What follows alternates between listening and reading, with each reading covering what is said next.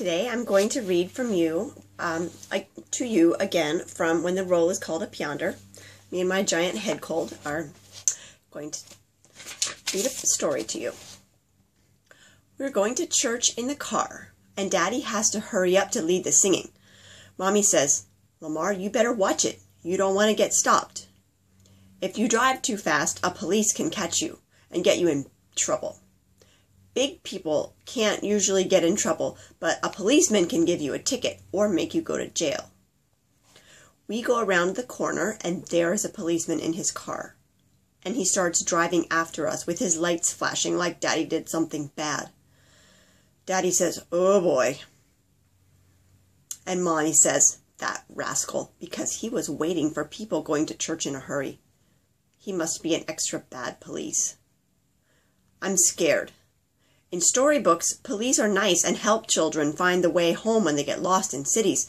But we aren't in a city, and we aren't lost. And real police have guns, and they can shoot you if they think you're really bad. Daddy has to stop driving beside the road. Mommy says, "It's okay, girls," but me and Kelly are very, very scared. We get down on the floor of our sides and try to hide from him. I don't want the policeman to see me.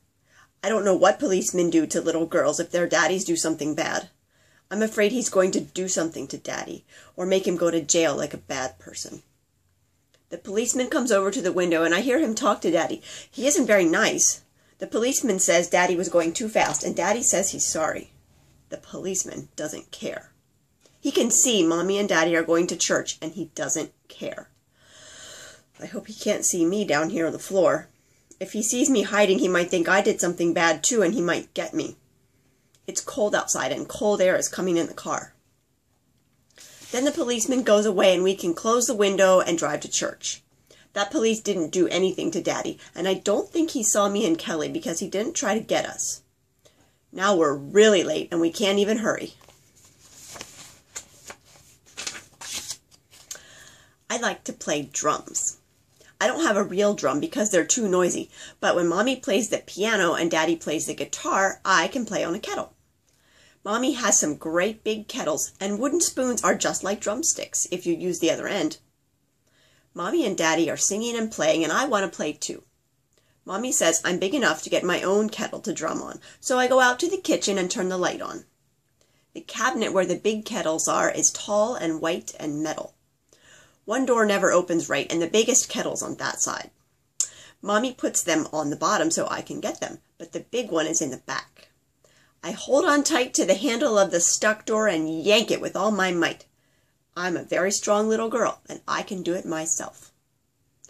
The door yanks open, and the whole cabinet rocks. Then Mommy's big glass pitcher that is special and only for company falls off the top shelf and hits me right on the head. The pouring thing hits me right on the forehead under my bangs. I scream and cry, and blood starts running out of my head. Then I scream and cry more. It really hurts, and I know what happens to people who break their heads. They die. There's blood coming out my head, and I'm crying and crying because I'm only 5, and I don't want to die and go to heaven. I want to go to kindergarten. I wanted to die when I'm an old lady like Grandma, and now when I'm 5, and I just wanted to drum on a kettle. Daddy holds me on the rocking chair, and Mommy puts a cloth on my head and calls the doctor. I keep waiting to see Jesus or angels or something, but the only thing that happens is my head really hurts. I ask Daddy, "How long is it until I die?" Daddy laughs a little and says, "Oh, honey, you're not going to die. You just have a cut on your head. You're going to be okay. We're going to go to the doctor so he can sew it shut. And then you can go to school next week." Oh. I stop crying because I'm not going to die after all. I do get to go to kindergarten. I thought if your head bleeds, you die. Mommy and Daddy drive to the doctor in the dark. I've been to the doctors lots of times, but not in the dark. They take me back to the emergency side where I never went either. Dr. Godshall is my doctor, but he isn't there because it's nighttime and he's at home eating supper. Some other doctor gets me and makes me lie down and sticks a needle into my sore head and sews it like a torn dress. I scream because it hurts worse than the pitcher, and Mommy and Daddy have to hold on to me so I don't get up. He wraps a bandage all the way around and around my head like an Indian, and I can't take it off. Now I'm happy again. It's pretty special to have your head bandaged up. Everyone can see I almost died. Kelly doesn't get to have a bandage, only me. Now I do look like an Indian, especially because I have pigtails. Maybe when I go to kindergarten, Mommy will let me stick feathers in it. She didn't.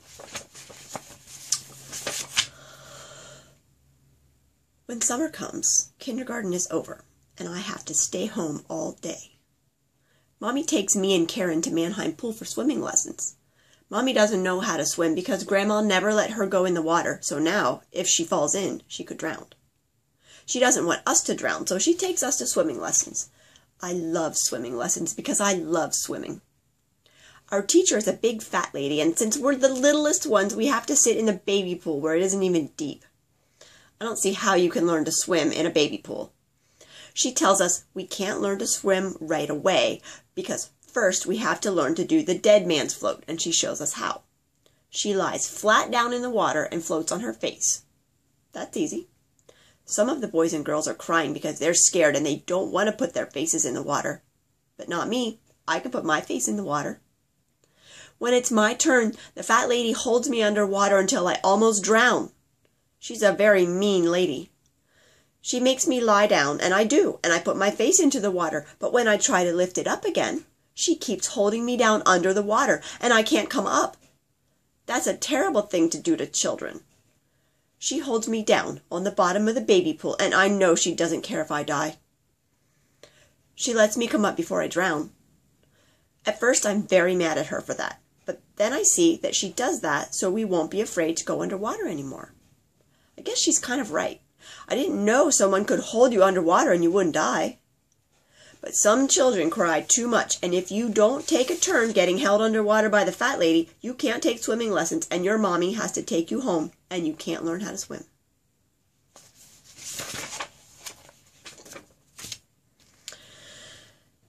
If me or Kelly are bad, sometimes Mommy makes us sit on a chair. Sitting on a chair means you aren't going to get spanked, but if you do that again, you might. It usually comes from fighting, because if we backtalk, we get smacked, and if we disobey, we get spanked. Mommy says, "Diana, that's enough. You're going to have to sit on a chair until I tell you you can get up." Mommy always tells me what I did bad and what I'm supposed to think about while I'm sitting there. Something like how Jesus wants us to be kind, or patient, or what to do besides getting in a fight. Mommy can make me sit on a chair, but she can't make me think anything. I think about what I feel like doing when I get off the chair. Sometimes she makes us sit there until we can say we're sorry. Sooner or later, we have to say it, even if we're not, or we could get spanked. When you sit on a chair, Mommy pulls a kitchen chair out from the table into the middle of the kitchen, and you have to sit there until she says you can get up now. You can't wiggle or make any noise. You have to sit like it's church, and Mommy is watching while she works. Also, she makes sure nobody makes faces at the girl sitting on the chair. Mommy sets the buzzer on the stove so she knows how long we sit there. She started doing that one time after she forgot about Kelly, and Kelly sat there for a very long time.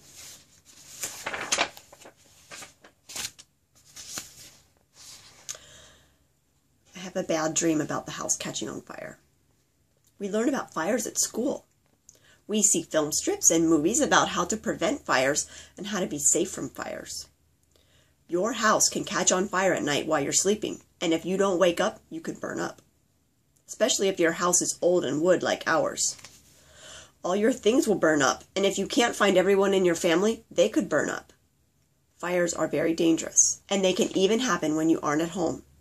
You could come home from church, and your house could be all burned up. If your mommy doesn't come to pick you up, it could be because she burned up in your house. I have a lot of bad dreams. I have bad dreams every night, and I don't want to go to sleep. We get books at school about how to make your house safe from fires, and about how firemen look for special stickers on the windows where children are sleeping. We get a sticker for our window. But I don't know what to do, because me and Kelly have our room together now, but what about baby Michelle? What if the fireman saves us and baby Michelle burns up? But if I put a sticker on her window, they might not know there are more children, and me and Kelly could burn up. I decide to cut it in half and put half on each window so the firemen will know to look in both rooms. Also, I'm very scared about Mommy and Daddy. I ask them who will take care of us if they burn up. And they say they aren't going to burn up. God is taking care of us. Well, some people burn up, and God is supposed to take care of everyone. I am very scared. Our book says we need to have a meeting place for if there's a fire so we can know if anyone is still inside. Daddy says we can meet in the yard, and he tries to make me stop being scared. It doesn't help. Our book says everyone has to sleep with their doors closed because if there's a fire, everybody could be dead from smoke before they even wake up. Mommy gets very angry at the teacher, and she takes my fire book away and says it's terrible to talk about these things with children. When I'm at school, Mommy calls her and tells her. That's the end for today.